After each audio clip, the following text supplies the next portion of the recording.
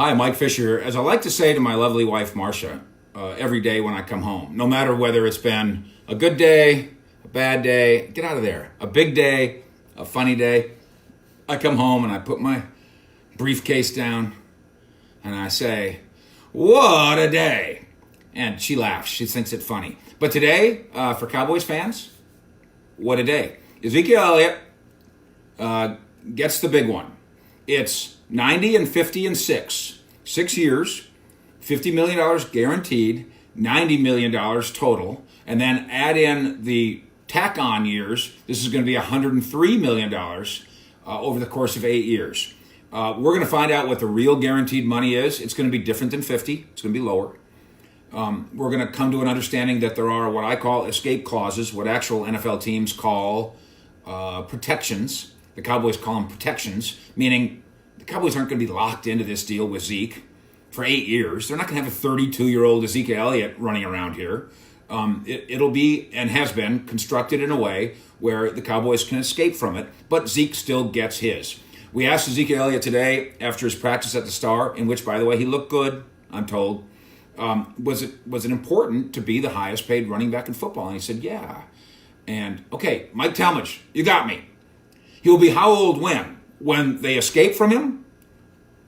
2 years from now, 3 years from now, 4 years from now. There'll be escape clauses that will not bind you to Ezekiel Elliott for 8 years. Trust me, Mike Talmadge, and thanks for hanging out with us here. Zeke said, yeah, it was important to me to be the highest paid running back in NFL history.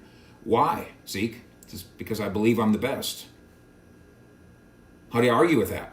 Certainly, his presence at the Star, to use one of Jerry's phrases, Mr. Mike, it raises all boats. I mean, the mood in the building was outstanding. And Ezekiel Elliott himself walking on air. So there's the money, and there's the I'm the best. Don't make anything. I know somebody's going to. I know my media brothers and sisters. Somebody's going to make something out of Zeke versus Jerry. It just isn't there. And I asked Zeke about the Zeke who comment. Does it bother you? And he's like, no, that's behind us. It was no big deal. I don't think it bothered him in the first place because I do believe, as somebody that was standing there in Hawaii when Jerry said it, I believe that most of us now who've been around Jerry Jones, in my case 30 years, in your case maybe 30 years, in Zeke's case 3 years, understands the way Jerry talks. Jocks and socks is not really meant as an insult to you if you wear jocks or socks. It's just the way Jerry talks, and it's okay. The thing that I think people might make an issue of is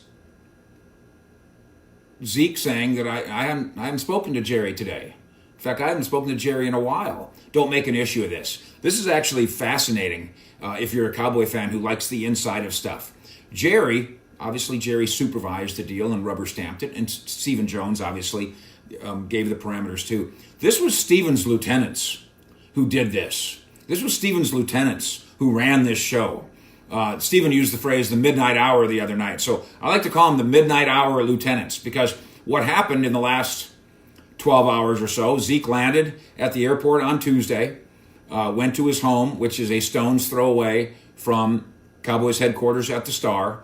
Meetings and talks went into the night, probably till 10 p.m. or so, and Zeke went to bed without a deal. And I do believe that on Saturday they were in a really good space, and then it fell apart Sunday. And I think Zeke came home knowing we were going to get there, but he went to bed on Tuesday night not knowing.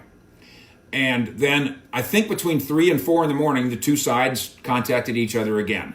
Again, Stephen's midnight hour lieutenants staying busy, and got with the agent Rocky Arsenault and said, hey, what about this?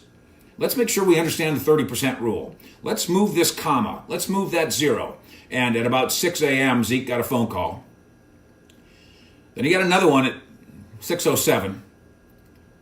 He got another one at 6:15. Why did he get 3? Because he was asleep through the first 2. He didn't answer the first 2 calls. He did answer the third at 6:15 and let out a whoopee and put on his pajamas and ran across the street and got to work in time for the 7:30 breakfast club where all the players meet and get together. So there you've got your Zeke deserves it. There you've got your negotiations, which weren't easy for Ezekiel Elliott. The the Cabo thing, and we had a lot of fun with it. You're goofing around in Cabo and all that kind of stuff. But he says I was isolated, and he kind of talked about the loneliness of it. He did get phone calls and texts all the time from teammates, including at least one of them who said, "Don't come back here until you get your new deal." I wonder if that might have been Dak Prescott, who is getting ready for a new deal himself. Zeke said today that one of the things he wants now is for Dak Prescott, the quarterback, to get his new deal because Zeke wants to play with him for the rest of his football life. And by the way, that is also Jerry Jones's vision. He's got his franchise running back locked up. Now he'd like to get his franchise quarterback locked up too. One more thing, by the way, the Cowboys injury report, it is clean. Zach Martin was limited today, but everybody else, from Tyron to Tyrone to Tank to Byron, all good to go today in practice. Amari Cooper as well. So Cowboys, Giants on Sunday. We'll obviously be there, and we'll be at the Star for the rest of the week to bring you Cowboys insights as we like to do. Thanks for hanging out with us and subscribing and watching and liking and sharing. See you down the road.